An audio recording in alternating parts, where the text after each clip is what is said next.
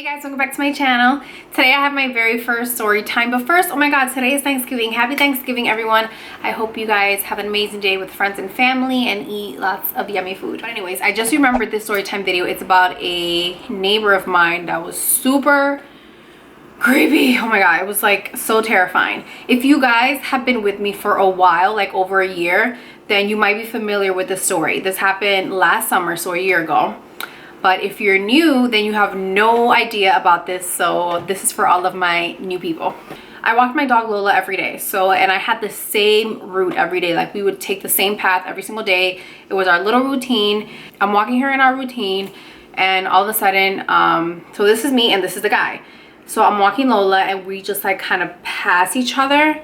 I instantly felt like something was off about him. I just thought he was gonna say like a stupid comment. You know, like how when guys see you in the streets, like they have to say something really stupid. I felt it. I felt like it was coming. And he says hi, so I said hi. Then he stops.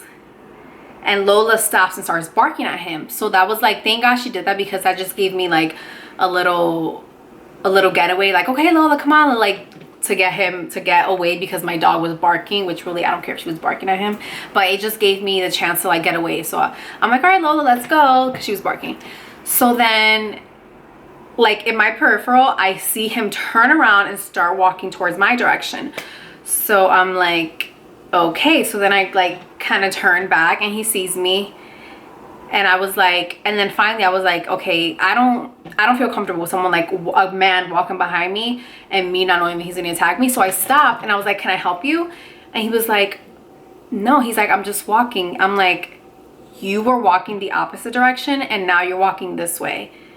And he's like, I live over there. I'm walking that way. And I was like, no, you literally are following me. Like, you were walking the total opposite way, and now that you see me pass this way, now you're following me. And I just got like so inside. I was freaking out. Outside, I was like put together, like very serious. So he keeps on walking and I'm like, bro, stop following me. And I cursed him out. Cursing him out. I told him to get away from me. I told him I was gonna call the police, and he's like laughing at me. And then finally he stops, and I turned around and I started walking back the other way that I was walking. The reason I turned around was because I didn't want him following me and knowing where I lived. So I just kept walking around, and I called Chris and I was like, oh my god, stay on the phone with me. There's this guy that's following me. I'm like freaking out. So he stopped following me. Like, I didn't see him anymore. But once I got inside and I like was looking, making sure that he wasn't watching me, I got inside and I called the police. I called like my local police department, and I told them what happened. So they're like, okay, we're gonna send someone over there. So the police officer came over and he just asked me to describe him and told me to tell him what happened. So I did. So then he's like, okay, we're gonna go look around. A few minutes later, the police officer comes back and knocks on my door, and he's like, hey, so we actually did find the guy.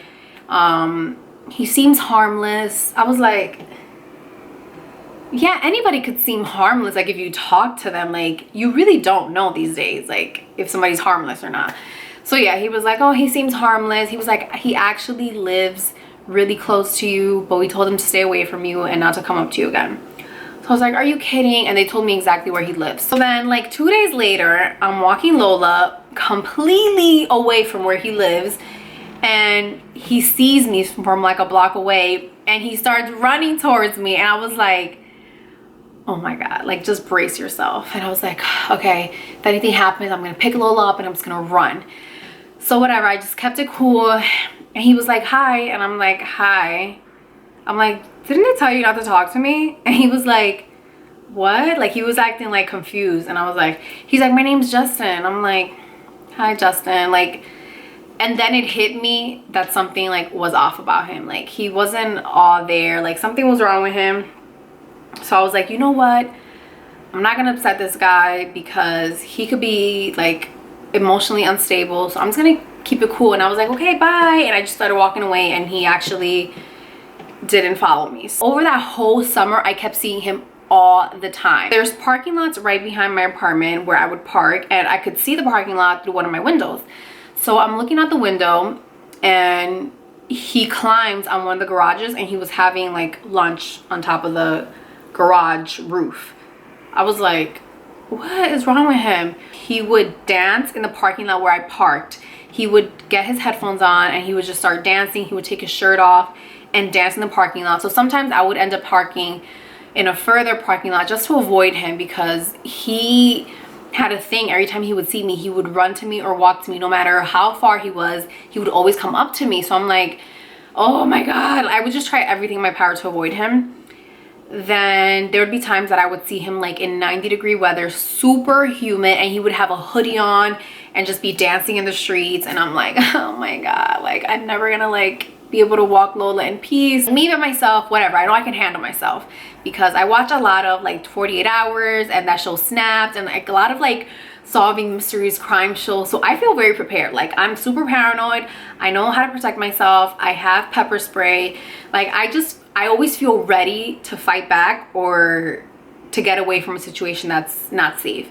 But one day I was coming home and Ayla was in the car with me, my little cousin Ayla, that you guys probably see a lot of my snaps. So she was with me, and I'm pulling up into the into the parking lot, and I see the guy, and he already knows my car, he knows Lola, he knows how I look, so I knew he was gonna come towards me. So I told Ayla, okay Ayla, that guy you see right there, he's gonna come up to us. Do not speak to him, do not make eye contact with him. You run straight to the apartment, like you're gonna go in first. So like I said, he walked right up to my car door. So it's like hard for me to even open the door, and he walks right up and he's like, hi, who is that? Is that your daughter? Like asking a million questions. And like I had already told Ayla to just not make any eye contact with him and just not go straight to the apartment. And at the same time, my best friend had called me, so I was like, girl, stay on the phone with me right now. Like I'm not gonna say anything, just stay on the phone, don't hang up until I tell you you can hang up. So I just wanted her on the phone in case she heard anything crazy.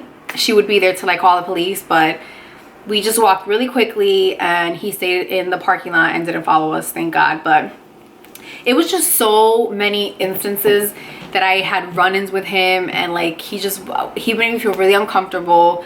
And literally I had to deal with that all summer long. That was my stalker creepy guy. That's literally what I called him, stalker creepy guy. Like Chris would be like, did you see stalker creepy guy today? And I'd be like, yeah, I saw him.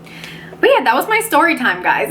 Oh my God, just reliving it, I'm like, oh, thank God I don't see him anymore. I think he moved or maybe he was just staying with someone over the summer, because as soon as summer ended, I just didn't see him anymore. So thank you guys so much for watching. I hope you guys enjoyed my very first story time. If anything else happens, like cool stories or something interesting, I'll do another story time if that's something that you guys liked. Enjoy your Thanksgiving. Thank you guys so much for watching my video, and I will see you guys next time. Bye.